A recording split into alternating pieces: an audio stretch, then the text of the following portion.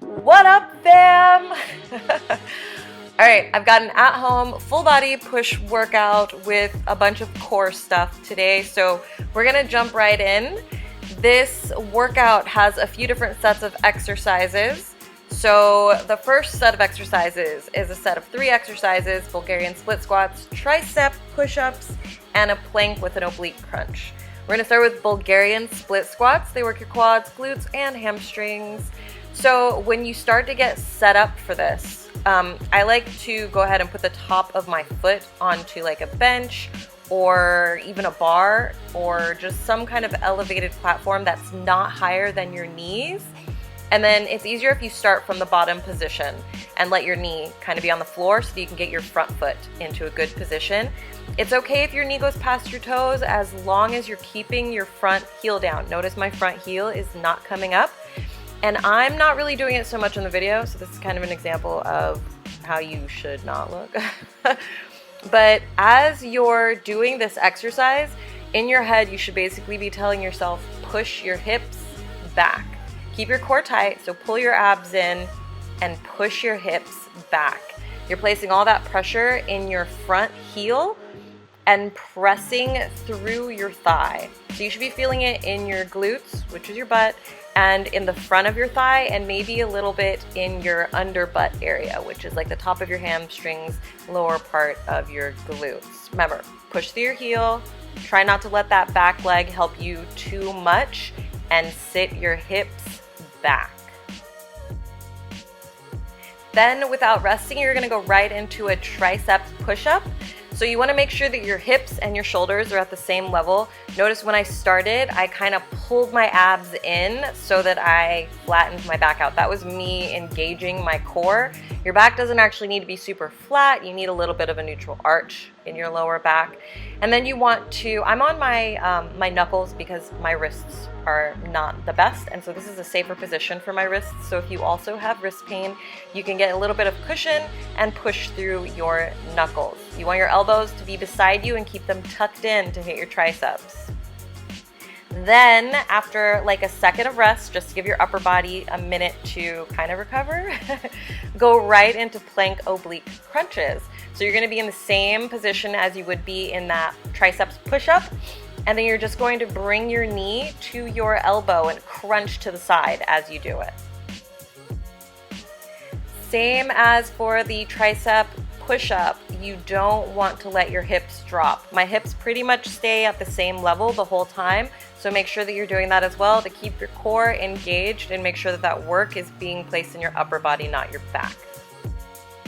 All right, rest for 1 minute and then get back to it for one more round. Then you're gonna move on to the next set of exercises, which is gonna be squats and windshield wipers. So I did jumping squats here, but if you are a beginner, actually just for anyone, you really don't need to be jumping. Adding that jump or that plyometric component is more for explosiveness. I was just trying to kill myself this day. So like I wanted to really feel exhausted. Instead of jumping, choose wide squats or alternate between wide squats and narrow squats. You're just gonna feel them in different places in your thighs. So when you're doing this, sit your hips back like you're sitting in a chair, and then you're gonna put the weight in your heels. So you shouldn't be coming up on your toes. If your heels are coming up off of the floor, it's gonna be really dangerous for your knee joints and potentially cause knee pain. So push through your heels, keep your core tight, your chest up, and sit your butt back.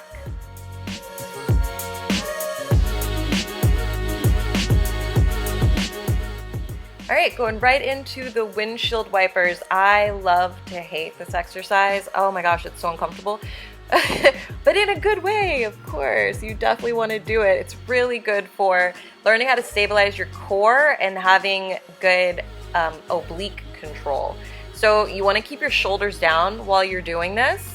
Notice I'm kind of gripping the floor with my fingers. If your shoulder starts to come up on one side, you're letting your legs go too low. You don't have the flexibility or the control yet. So only let your legs go as low as you can control them. The more you do the exercise, the lower your legs will go. So by the second set of this, my feet were actually getting closer to the floor. It's not about how low your legs can go. I'm not trying to rhyme. It's more about feeling it in your obliques, which is the muscle that's on the sides of your abs. So you can kind of like see mine working a little bit, not really. So hands down, shoulders down, squeeze your abs, get your legs back up to that top starting position. And breathe. Notice I'm turning super red. I'm breathing. It's just a really difficult exercise. Really control the movement. Do not just swing your legs around. You'll get a lot more out of it if you're slowly focusing on the muscles that you're supposed to be working. You're gonna rest for 1 minute, maybe even 1 minute 30 seconds, and then repeat that for one more round. And then we're gonna go right on into the next set of exercises, split squats and lateral band raise. So for split squats, you're working your glutes and your quads. You're also getting some hamstrings in there. Where you place your feet is gonna make a difference in where you're feeling it. So generally for beginners and people starting out or people with knee problems, you're gonna want, or knee pain, you're gonna want your legs to be at 90-degree angles, kind of like mine are here. And then you want your knee of that back leg to go straight down and straight back up. When I went into my second set of these, I wanted to feel it more in my quadriceps and my butt. So I moved my back foot closer to my front foot. So I didn't really have so much of a 90-degree angle, and this let my front knee go over my toes more, which activated more of my quadriceps or the front of my thigh. So if you want to feel it more in your quads, in the front of your thigh and your butt, you're gonna put your feet closer together. If you want to feel it more in your hamstrings, then you're gonna, and your butt, you're gonna pull your feet further apart, kind of like I'm doing here. If you have knee pain, keep your feet further apart like I'm doing here.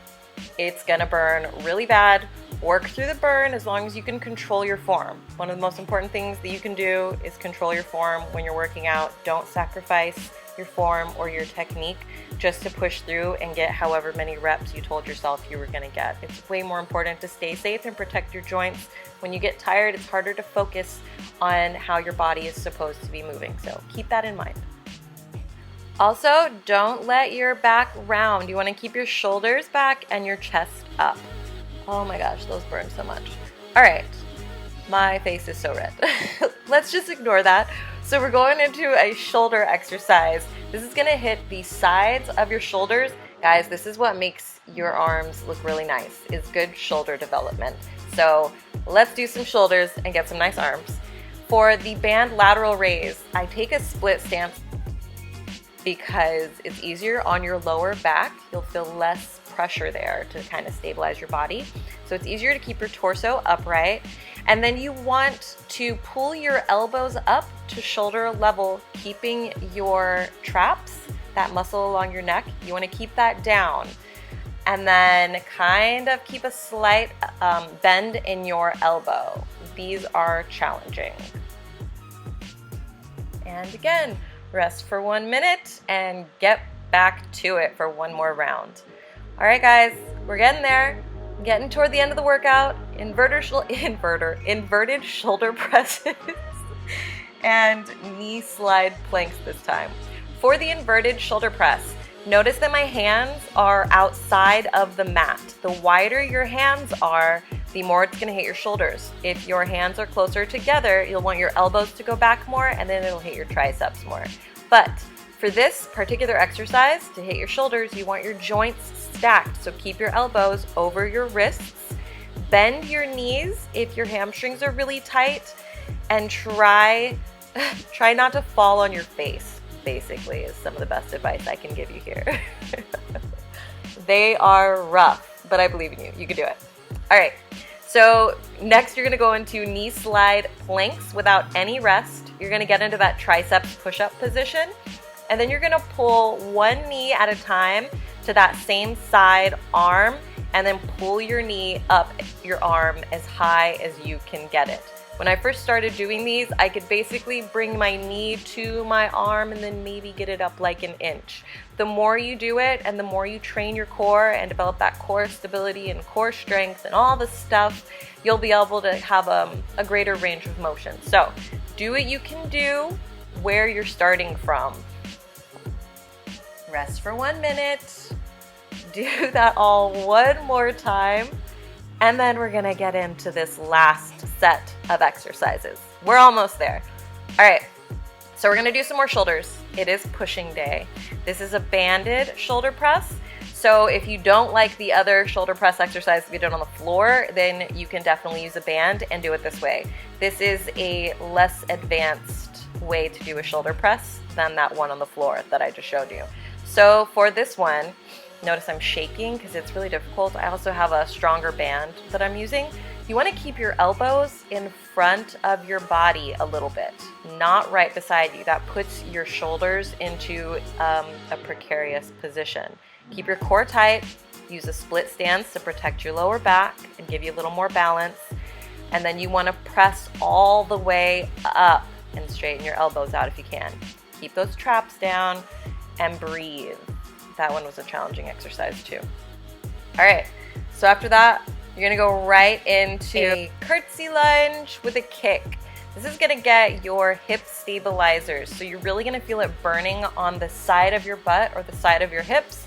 That is still a part of your glute musculature. So you're still working your glutes here. You're also getting a lot of quads and thigh work.